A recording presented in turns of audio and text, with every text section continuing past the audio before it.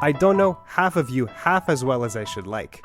And I like less than half of you half as well as you deserve. Welcome. It's another week of AMI Audiobook Review, weekly podcast where we chat all things audiobooks. I'm Ramia Ahmedin with Jacob Szymanski and Nasreen Abdel-Majid. I gotta say, the quote of the week is a really, really good one. Jacob, obviously, because you picked it. And tell us why. No. We're not doing this like that this We're time. not? Okay. No. We're not You're doing telling me what psychoanalysis this anymore? means because I'm What not do you too mean? sure. Yo, this It's quote is so breaking good. my brain. What is he trying to say here? Who's he, by the way? It's telling Bilbo us this? Baggins from Lord of the Rings. He says this when he's addressing the Nice. community at like his 100th something birthday Really? party. So, okay, Yeah. the first part is pretty clear. He Okay. doesn't know everyone there as much as he would like to. It's the second part that confuses me. And I like less than half of you half as well as you deserve. Yeah, because you don't know anyone well enough, and we make all kinds of judgments about people like, not a fan. But do they really deserve it? You know what I mean? Is that what that means? Yeah, it's They don't really judgment. deserve the judgment. Prejudgment. No, exactly. And like people have deeper stories than we give them credit for. And maybe if you got to know them a little, you may not. Wow, really? And I like less than half of you half as well as you deserve. Okay, I get it. So Bilbo's admitting that he needs to take more time with his people to get to know them. Bilbo's admitting that he needs to take more time with people before judging them. Yes. Yes. Or like preconceived notions and stuff like that. Anyways, this is going to be a fun conversation because we're bringing on the voice that you're hearing. I want to tell you a little bit more about this person. We've spoken in the past about audiobook producers, audiobook production. It comes up in some context or another at least twice a month on this show, Jacob. And basically about production being a huge part of the project. Is it a good production? Is it a bad production? Reputations here and there, in and out of our own judgment and preferences as well. There's so many small decisions that producers make that end up making a huge deal of and go into the actual audiobooks that we spend hours and hours consuming. Obviously we do because we're the audiobook review people. And this week, our guest to talk more about this and really, really get into the nitty-gritty of it is Caleb Stoll, the technical director of the audiobook program at Penguin Random House Canada, and he's involved in many of the stages of production for the audiobooks that they produce out of their studios right close to home here in downtown Toronto. So we're talking sound recording with you today, Caleb, engineering sessions and directing sessions because you do it all. Welcome to the show. Wow, thanks for having me. Yeah, pleasure to be here. Wherever electronically here is, you know. Not too Exactly. far. We're all in Toronto right now. Oh, perfect. Yeah. Also, Caleb, because you chimed in on the quote right away because we had your mic on, and you told us right before we started recording that this was apropos of us to be using this quote right now. Why? Perfect timing. I was home with a cold last week, and for my comfort watching, I watched Lord of the Rings again. So perfect to get that quote. Let's get right into it. Let's start with your career path. Like, how is it that you got into the position that you're working at right now at Penguin Random House? Yeah, I kind of came in through the side door. My history is in audio, all things audio. I worked in recording studios making records, and then I got into live sound and corporate sound, and then eventually post-production for TV and film and on set sound as well, so on set recording. And I was that kind of lifestyle is quite life swallowing. Right. The hours are long, and I was kind of looking for something a little bit more balanced. And I saw a listing on LinkedIn of all places for an audio engineer at the budding audiobook program at Canada Penguin Random House, and so I applied for it, and the rest is history, I guess. So right, because that world of like music production, there's a lot of late nights and going out to shows late at night on weekends and weeknights. Does that mean that at Penguin Random House it's more standard hours? It's more workman-like? It is. This is the first job where I've actually held corporate hours, if you can believe it. Oh, that's And nice. so that was refreshing. Yeah. Yeah. Coming from the weekends and evenings, as you're talking about, of my previous audio experience, this was quite refreshing. Yeah. So what exactly is it that you do on a daily basis? Sure. Well, they brought me on in 2017, and I spent some time building up the two studios that we have in-house. And while also engineering many of the sessions that were coming through and also getting some of the director assignments. So yeah, my day to day is engineering sessions, prepping and then directing some sessions. I also vet and onboard all of the external suppliers that we use. We don't do everything in house. There's just so much post production and so many moving parts that we just can't handle all of the technical stuff in house. So we employ a number of freelancers and other companies that specialize in audiobook post production. So they generally handle most of the editing. I do some editing here and there, but we generally leave that to our external suppliers. So yeah, I'm vetting them and training them, onboarding them on our technical specifications, making sure that they're delivering what we need. And mostly, I mean, to boil down, half of my job is really problem solving. You know, Really? yeah, production, especially when we're dealing with the human voice instrument, is a lot of problem solving. So, this studio is not delivering good audio. We have to, investigate that. Why is that happening? There's a noise here, a noise there, something like that. Is this person was ill? Is their voice matching? Those kind of questions. Right. So I kind of dip in to all the projects that we have going on when something technical like that comes up. When there's any sort of question that needs my ears, I guess. So yeah, so I do a lot of things. That's a lot. Yeah, so a lot of different diverse duties in my job. So when you say like matching the voice, do you mean like from one session to another, the sound is different and it would sound jarring to the listeners? Is that what you mean? Absolutely, yeah.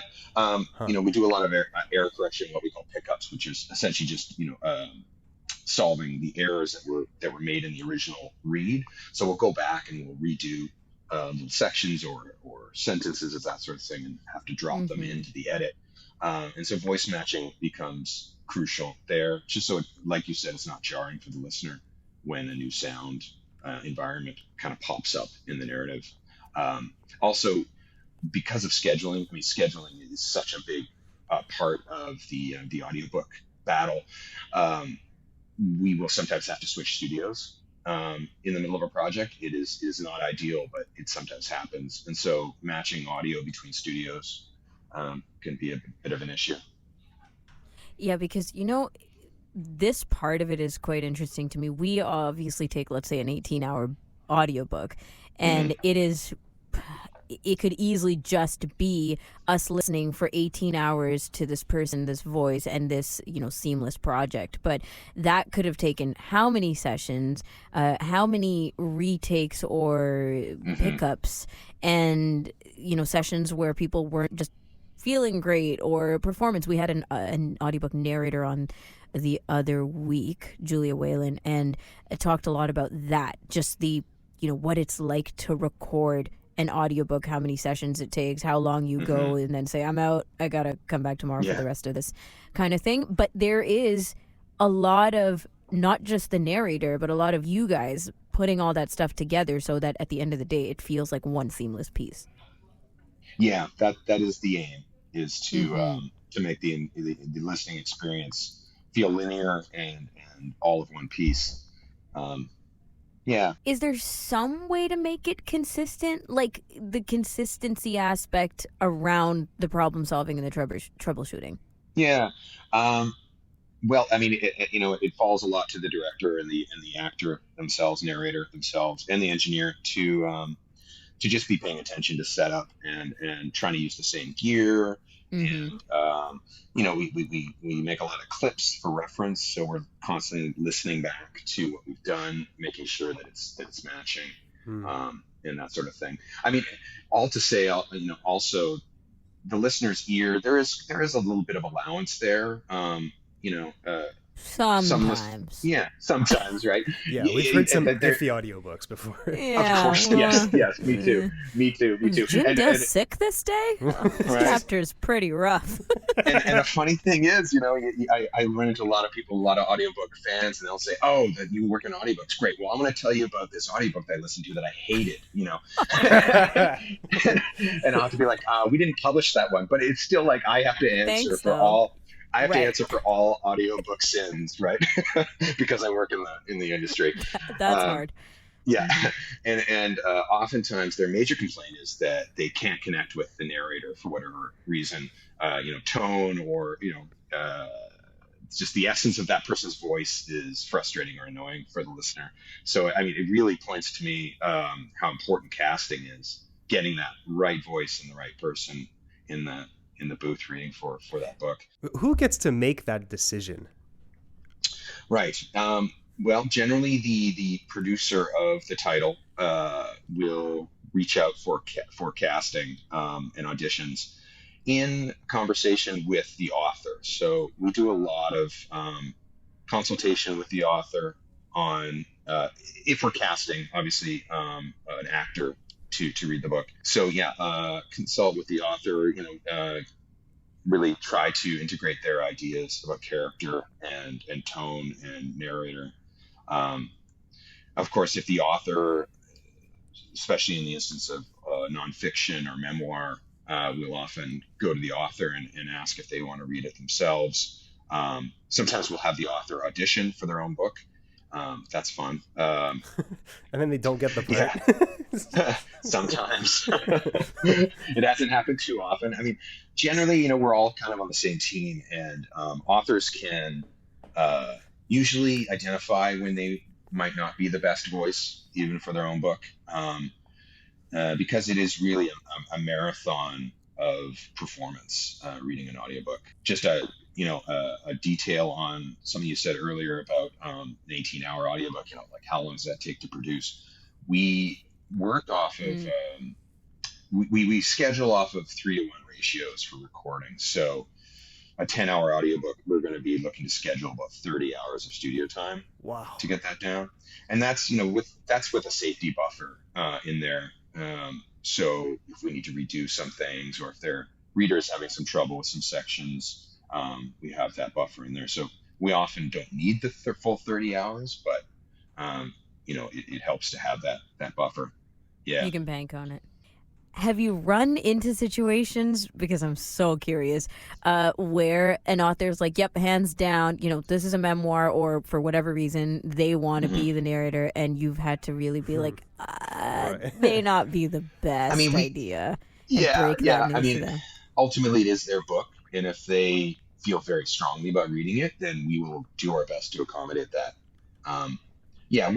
We don't want an adversarial relationship with the authors, because they're really, obviously integral to our process, and it's their work. So, but if it's, we might try to discourage them gently, but ultimately if they do, or if they're really set on reading their own book, then we'll make accommodations. Well, isn't it cheaper to like production wise to have the authors narrate their own books?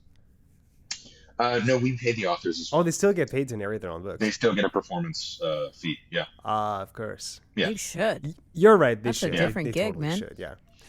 You mentioned earlier that you also get involved in the engineering part of that. And what does engineering a session mean for the people who don't know?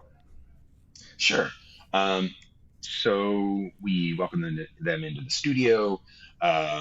We have we call them scripts, but essentially the book itself on an iPad for them to read.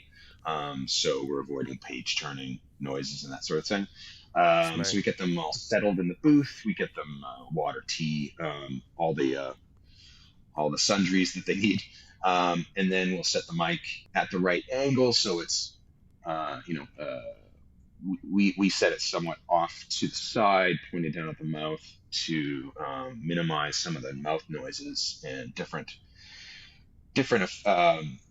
artifacts that we would get from the recording a human. A lot of noises come from a human body. So we get the mic in the right place, and we get a sound test. We make sure it's sounding good and clear. We've already sent them a bit of a brief on what clothing not to wear. We're looking for non-noisy clothing, no jewelry, that sort of thing. We encourage them to have eaten a little bit before they come in, so their stomach isn't rumbling. But we also, it's serious. It's serious stuff. The body, when you get a microphone in front of a body, you realize that the body is just a big gas bag. It is a noisy, gassy lump of meat. And as soon as you get a microphone in front of it, all sorts of things, can come up and kind of disrupt from the read. So we try to minimize all of those things. And then once they're settled, we have a nice sound test. As an engineer, I will establish the remote call with the director. We have a lot of directors now calling in remotely. Very few come and attend. So we usually work through Zoom or something like that. So make sure that the lines of communication on the call are established and cleared so everyone can hear each other. And then I will start recording. They'll start reading. And while they're reading, I am also following along the book with an iPad that I'm annotating as we go. And the annotations are a shorthand that we use with our editors as a bit of a roadmap to the recording. I know a lot of audiobook producers will punch in and out on the recording for mistakes. So the author or narrator makes a mistake, they stop the recording, go back, give them a little bit of pre-roll, and then punch in. We don't do that. We keep the recording going. We call it roll record. So if the narrator makes a mistake, they just go back to the beginning of the sentence or section and begin again. And following along with that, I will then be making different markings on the script so that the editor, essentially communicating downstream with the editor, giving them a roadmap to be able to piece it all together later. What's the advantage of doing it this way, the roll recording process, rather than punching in? It goes a lot quicker in the booth. They're not waiting for the technology. They're not waiting for the countdown into the section. And, we work with some less experienced readers, whether that be an author or an actor that, that we're trying out. And there might be, 4 or 5 retries of a sentence, and having to punch in 5 times on one sentence is just a lot. So it just seems much more easier flow for them to have made a mistake and go back to the beginning of the sentence and just restart again. It's really casual. Probably works better for consistency as well, right? I think so. I mean, I think there's pros and cons to both. In the punch-in, you'd be feeding them a little bit of pre-roll of what they did before so they could actually hear match tone. But I found when you're in the moment and you go back and restart the sentence, your tone is still where it needs to be, like off. Yeah, the brain is keeping it sort of like in that moment. So it generally works out really, really well. Yeah. It sounds like it's a very engaging session for the engineer. You're not just sitting back and making sure it's recording, like you're reading along as you go. Yeah. Would you say that you have to be a very good reader to do this job, especially considering that you have to be so detail oriented, making sure that the commas are addressed and the flow? I mean, it really helps. Yeah. I'm an avid reader myself, so I think it really helps.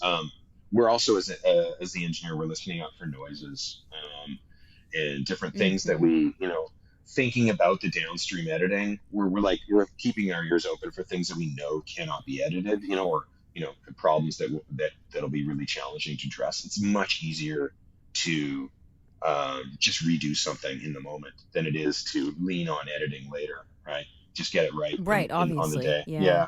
So Make more work for yourself. yeah. And then also, I wonder about things like, fatigue, right? Like you can probably tell sometimes better than the narrator, Yeah. or are more in tuned with, or ought to be more in tuned with when the narrator is starting to sound tired, or Yeah. when they're skipping over words, or when it, like Yeah. things are kind of slipping, Yeah. Yeah. stuff like that. Do you address? Yeah, absolutely.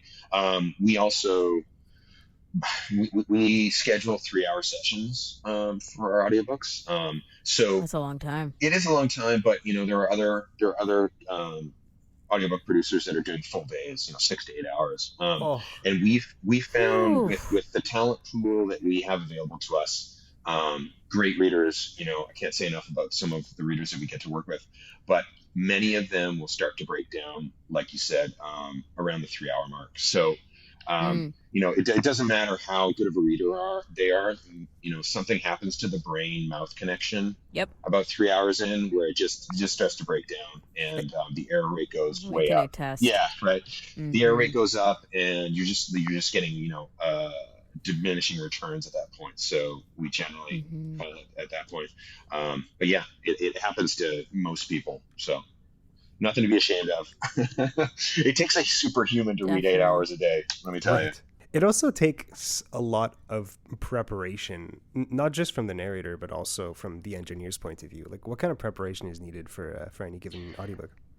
Yeah, well, the engineer doesn't necessarily have to have read the book before the session.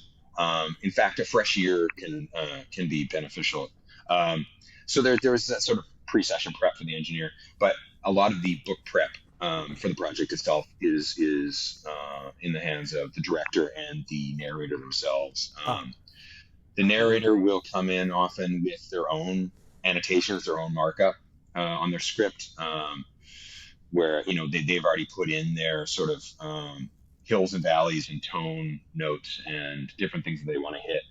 Um, and the director and the narrator are working together in the session to make sure that they are hitting the narrative points that the author has set out in the text, and really trying to make sense of the text and making sure it's landing where it should with the listener.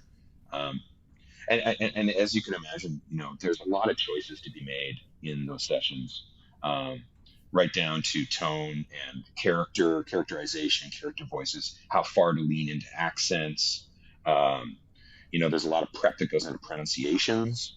Um, we have the honor of doing a lot of Indigenous author written books, and we really try to do our research and make sure that all of the words that are coming up that we don't have a lot of experience with, we're making sure that we're finding the right pronunciations.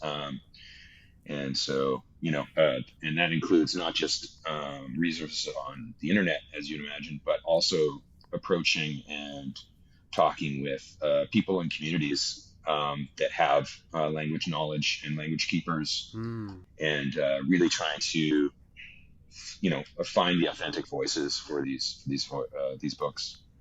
So, nutshell it for us, Caleb. Mm-hmm. How many people are listening to the audiobook before it gets into the consumer's hands? So there's obviously whoever's in session with the narrator, and then the editor. Is there anybody else that we've missed, or down the conveyor belt, that's listening and QCing this stuff before it gets out? Yeah. So we have two phases of post-production. One is the edit. And so they're identifying issues and problems, and we'll go back and we'll re-record for those issues. And then it goes to a whole other set of ears, whole other person, to proof the book, proof the edit. It's a less technical role, but it's more listening, proofing. So yeah, we have that last sort of net to catch any problems. So yeah, so let's see, that's 1, 2, 3 in the session. The editor and the proofer and the producer themselves will often listen to the recording. So that's about 6 people, 6 set of ears on an audiobook. That's generally. wild. wow. Yeah. Yeah, When you yeah.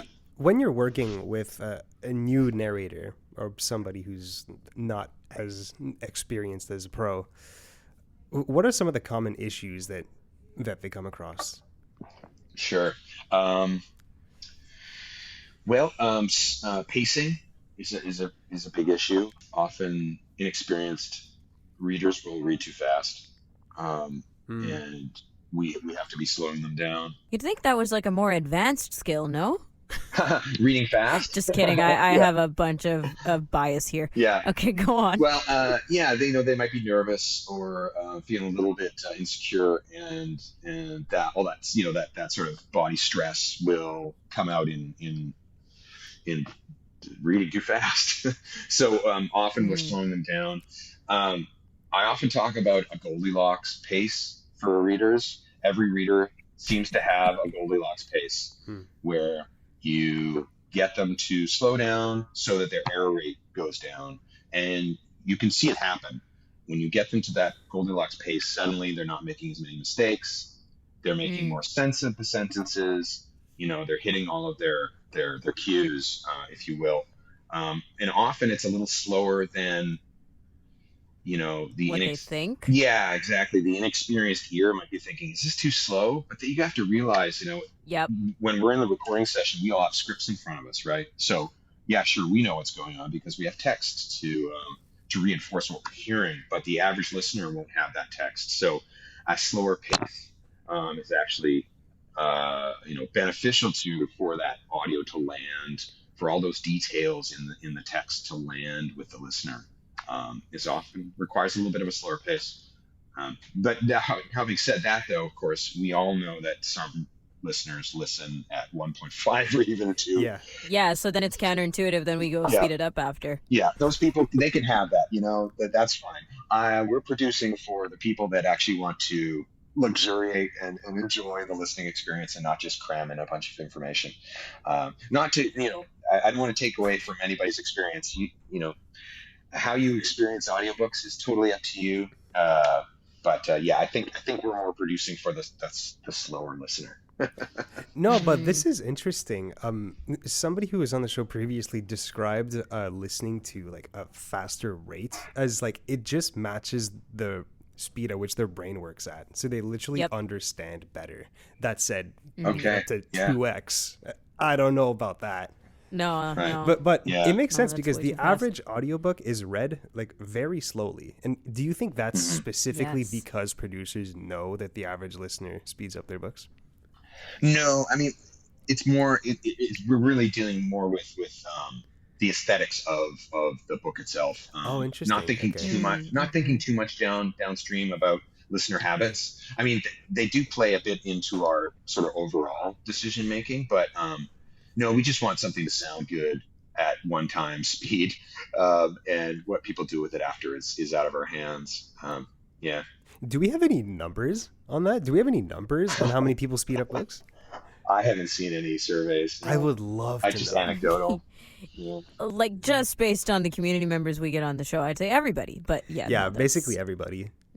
basically everybody. They're all speeding it up. Is that your anecdotal feedback? Is that everyone's speeding it up? Yeah.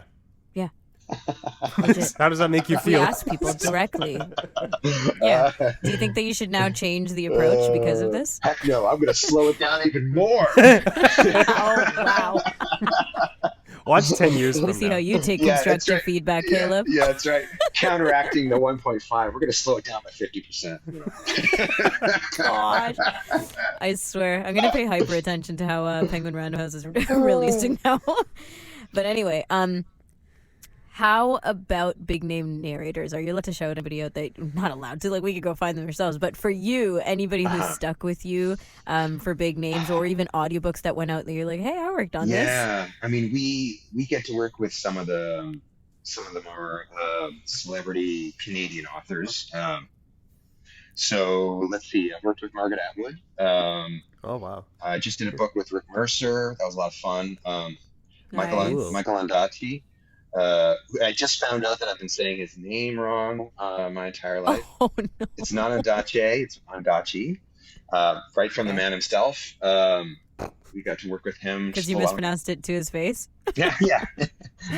He was very sweet. He's very sweet, like man. And he was very sweet when he Mm, corrected us. Um, mm. and let's see, we have Paul Gross coming in to read a book, and some of the people in accounting are really excited about that. Um, so that so that kind of level of, I guess, celebrity, if you will. Yeah, a lot of the bigger names, like international Hollywood celebrity type books, they get generally produced in the States.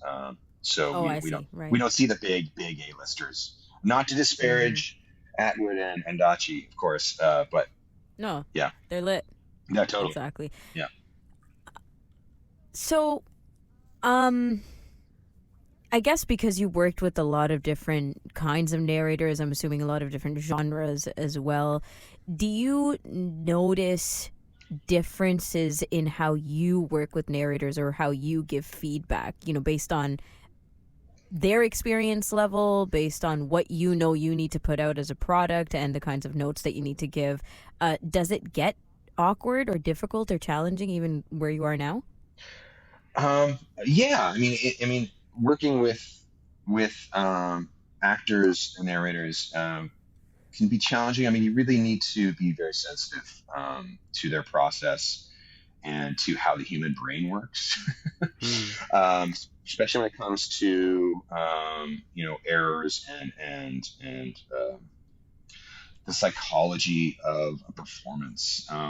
Yeah. My background is in music and producing for music, and working with a vocalist, for instance, is a lot of parallels with working with a reader, um, because you're asking them to do something difficult and exposing, and sometimes we're working with an author who's reading their book and they're reading a memoir, and there's a lot of difficult content in the memoir, um, and sometimes it's the first time they've ever said these things out loud, if you will, Right. and it's a very different experience from writing,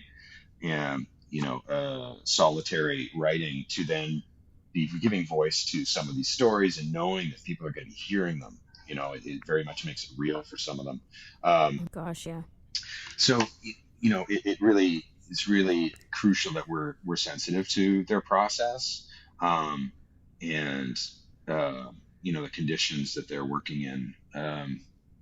So yeah, I mean, it's a lot of psychology. It's a lot of making sure they have what they Sensitivity. yeah, yeah, making sure they Right. have what they need in terms of resources, making sure they're feeling supported. So we're doing the research. We're making sure that they have the clips and the pronunciations that they need. Obviously encouragement, and making sure that they feel like we're on their team, and that there's no judgment going on with the Right. mistakes and that sort of thing. And Yeah. how would you like approach a narrator with a correction or a suggestion with sensitivity as to not affect the performance? Right. Um, I mean, hmm. That's a great question. It can change. I mean, the language that I'll use with a reader will change depending on who they are in their process, and sort of the general confidence level of the read. With some of these seasoned actors, you can really be very straight and talk about, I don't think we hit this as strongly as we needed to. This needs to be made more sense of. Whereas maybe a little more inexperienced reader, I'll be giving them sort of, it's kind of like, a great reader is, they're delivering 85-90% of what you want. Like if the casting has been done well, and that Mm-hmm. reader is hitting things and things are going well, then ideally you're just working on that last 10% with them, right? And the Mm. wonderful Yeah. thing about a professional reader is that you can ask them to go back, and you'd be like, okay, so that paragraph was great, but 75% was great. I want you to hit this and this and this and change this and this and this. Right. And a professional reader will be able to deliver that 75% that you liked consistently, and then change that last 25% for you.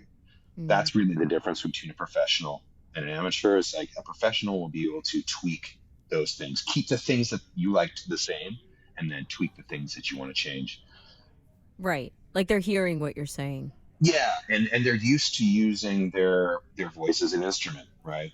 And so they Mm. are used to manipulating it in the way that they need to get what we want.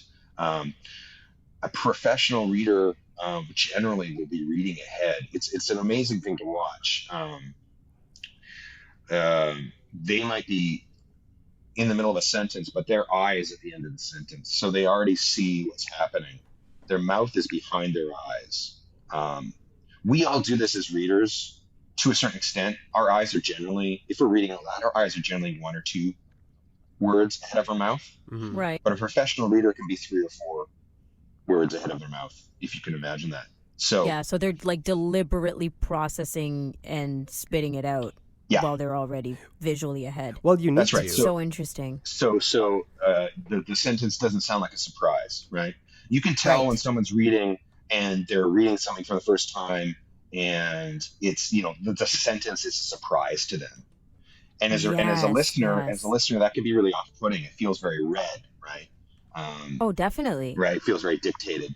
Or hesitant. Yeah. You can tell in performance. And actually, like, for those of us who do a little bit of voice work, when we listen back, we're like, oh, I can tell I was not prepared for that. Right. Yeah. That And generally, I mean, there's allowances for that. We go back and we redo it, until we feel satisfied with you getting it. But a really great reader, there's a skill set. Yeah, they won't need to go back because they already hit it that first time because they're seeing the sentence before they're reading it. It's amazing to watch. So, there is that. Yeah. So back to your original question, I would really tailor our feedback to who we're dealing with on that day. We're here with Caleb Stoll. He is the technical director at the audio program for Penguin Random House Canada. Stick with us. We'll be right back with a lot more. I'm Jacob Szymanski. You're listening to AMI Audiobook Review. We'll be right back.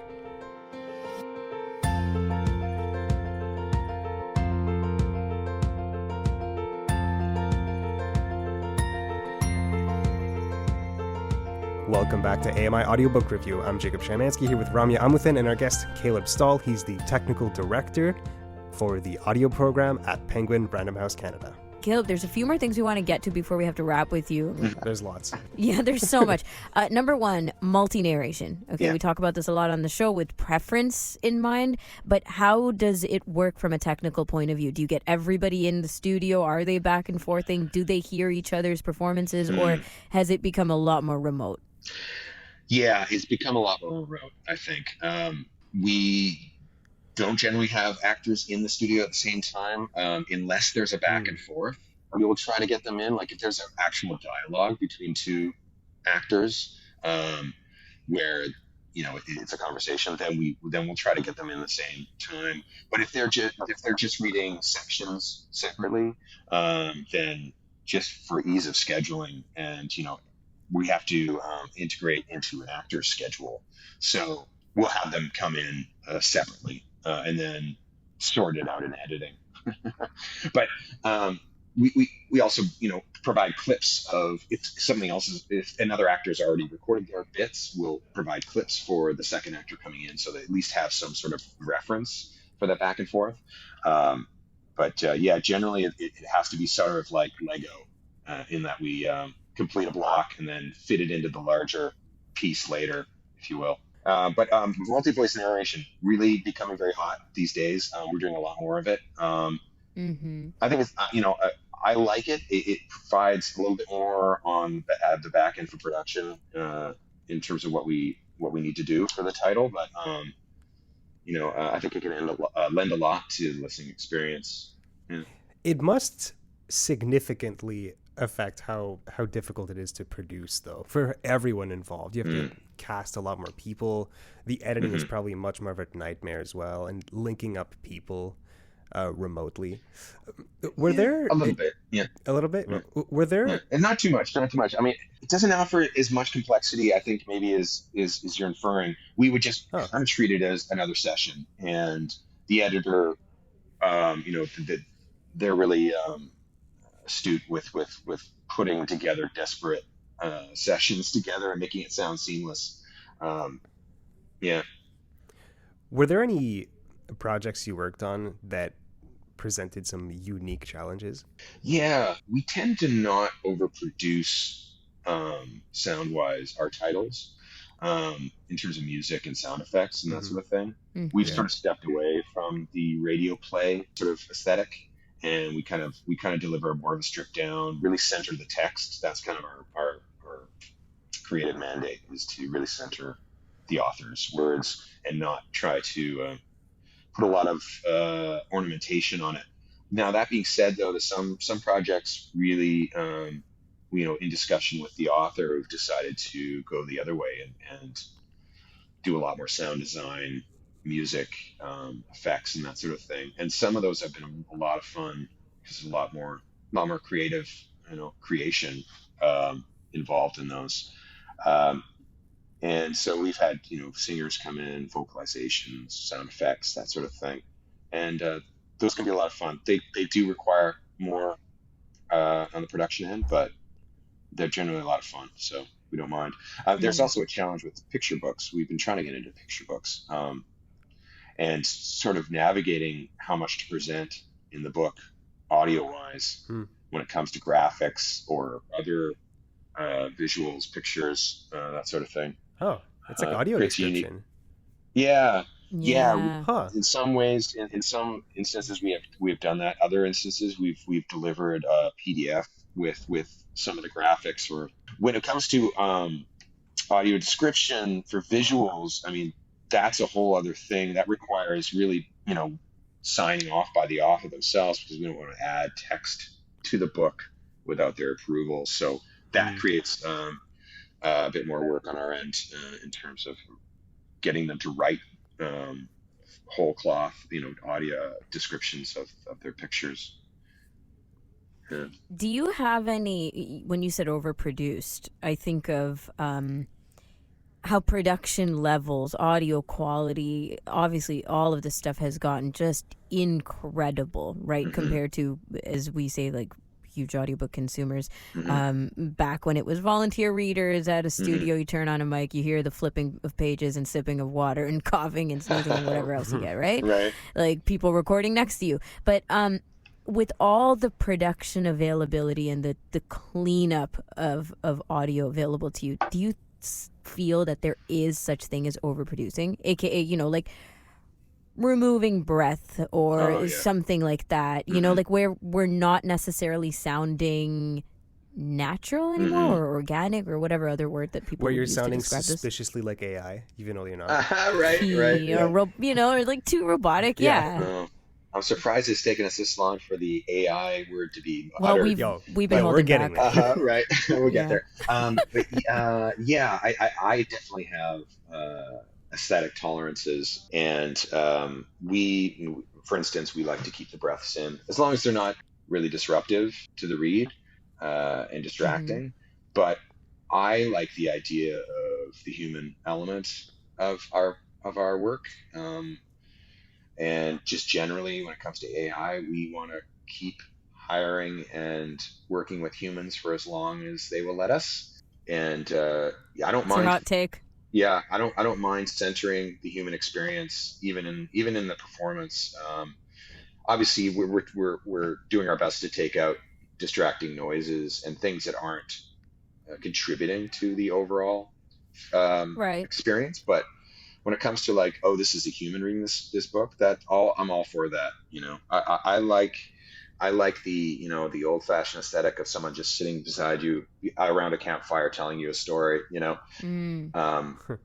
And when it comes to, like, say, overproduction, that word, I don't want to disparage any of the productions out there that are making use of sound effects and that sort of thing. It's just not something we have decided to go direction wise.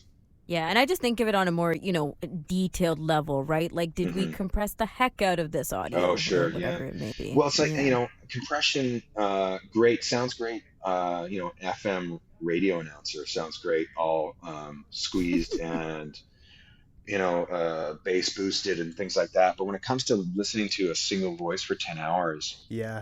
I find that Exactly. that over compression gets really It's fatiguing. exhausting. Yeah. Yes. Yep. And so our tech specs are really very conservative when it comes to, like, level delivery.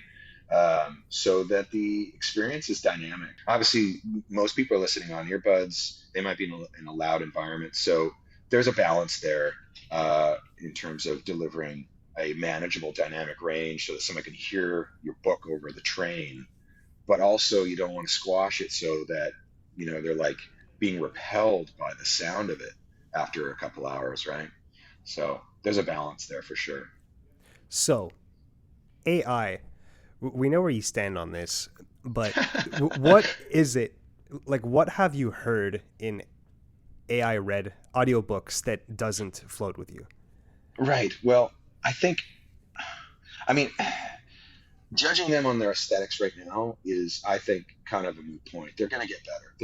I think they're going to get to the point where they have lifted enough of the speaking experience from the files that they're scrubbing that they will be able to deliver an audiobook experience that is indistinguishable from a human experience, a human read audiobook. I think that's inevitable. So, but what it really comes down to, I think, for me, is feel. And knowing that, the latest research that I've seen is that when people are aware that they're consuming AI created content, they are not comfortable with it.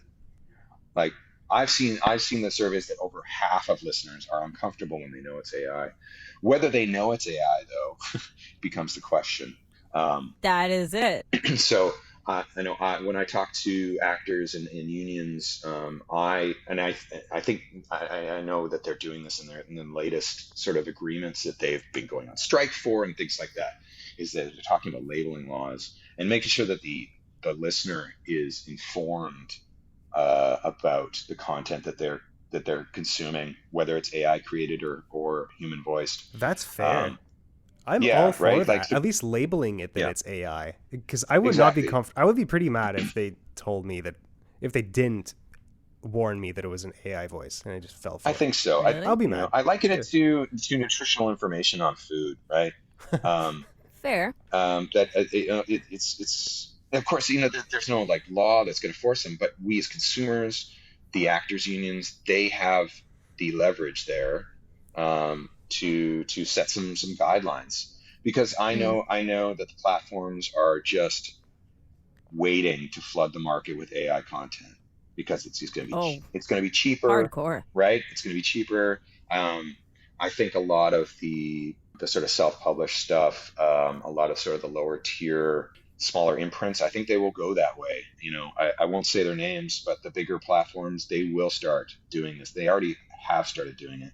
They have. It's a matter of the quality of the Yeah. AI. I think that, Yeah. so many standards are really about just the quality of the production that's being put out. And once the AI voice gets there, we're Mhm. we're transitioning so quickly now. It's hard to fight against it, because not only are we just saying AI voices generically, but we're saying, and here is the AI version of this person's voice. And, Yeah.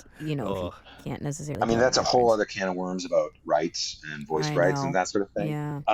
To give you a little bit of an anecdote, though, so we produced a book that within the narration, the main character is a poet that is set to write a poem with AI in the book.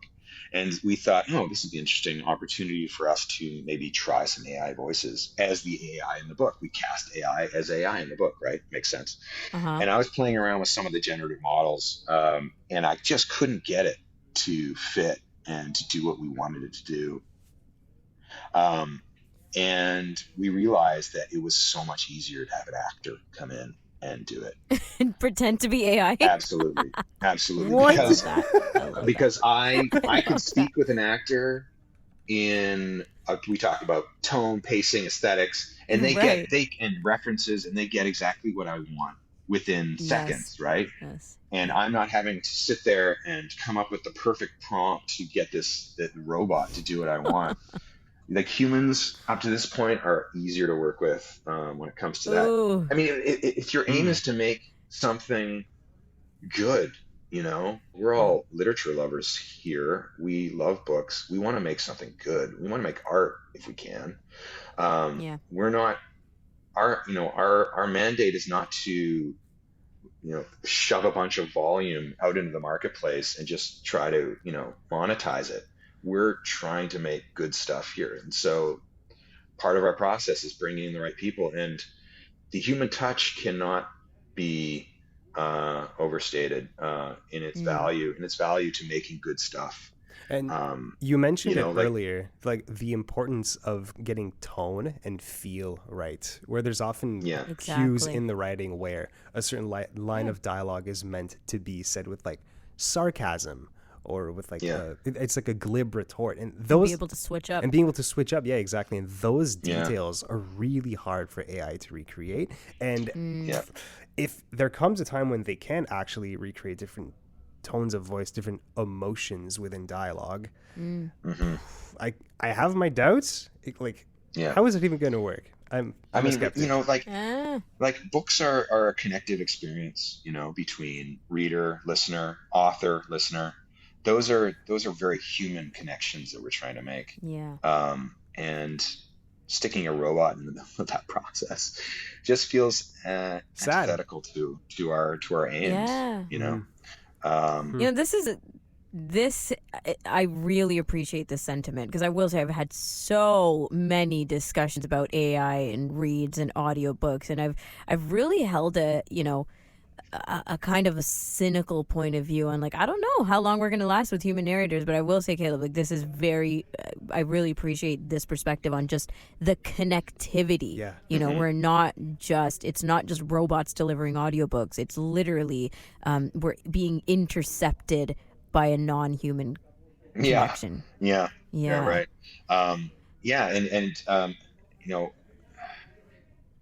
They call books, empathy machines, right? I think it's a great way to think about them.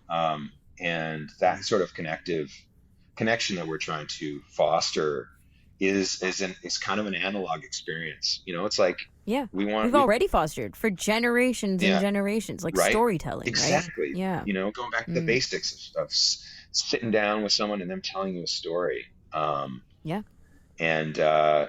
we have so many technical abstractions in our life now that are layers and layers away from the human experience, and the sort of personal connective experience. And so, it's not about how good the audiobook, how good the AI is going to get. It's going to get good. That's not the question. It's really about our choices and what we want for ourselves. Wow. As so deep. As I'm getting too deep here, but it's up to us in our choices and how we want to experience art and the world. Right.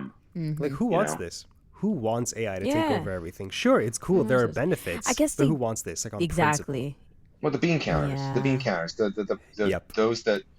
those institutions and companies that have monetized, art. It's about money, unfortunately. I mean, money makes.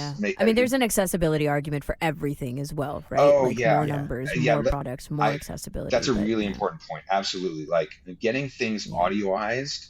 I would certainly not blame anyone for looking for technology to audioize and make accessible that which wouldn't be otherwise necessarily. That's a whole other discussion, and I think AI actually is really a great tool for that. Sure. You need a contract read out to you. AI, great.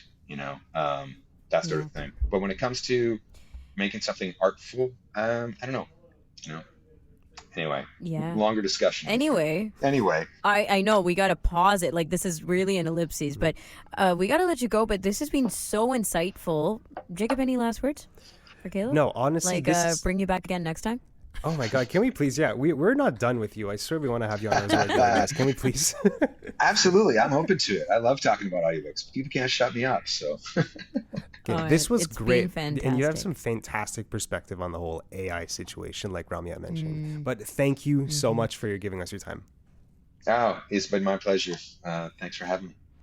Our guest today was Caleb Stoll, the technical director of the audiobook programming at Penguin Random House Canada. He's involved in many of the stages of production for the audiobooks that they produce out of their studios in Toronto. Oh my God, I need to practice my reads after this conversation.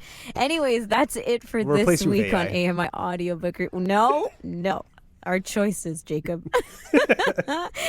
That's it for this episode of AMI Audiobook Review with myself, Ramya Amuddin, Jacob Szymanski, and Nisreen Abdelmajid. You can call us 1-866-509-4545. Give us your thoughts on the show and answer all our questions that we have for you, like book club questions. Also, next week, tune in because we have Know Your Narrator with Sarah Hillis and our Thela chat with Karen McKay and Teresa Power. Until next time, happy audiobook listening.